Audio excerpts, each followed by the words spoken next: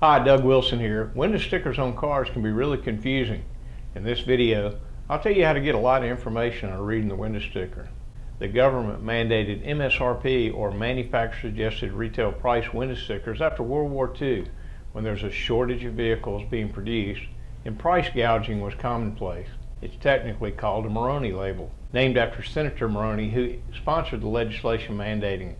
Since then, other things have been mandated to be added to the Maroney label, such as safety information, as well as the optional equipment, a list of the standard equipment, crash test ratings, and fuel economy information. In addition, some dealerships add an addendum that looks like the original MSRP label and adds extra cost items.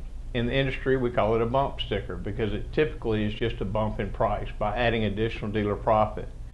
We don't put bump stickers on our new vehicles at Wilson Auto Group and charge for things like paint sealant, new car prep, environmental packages, and things like that. Take a few minutes to really read the MSRP label of the vehicle that you're buying. If we can help in any way, please give us a call at 601-914-4200.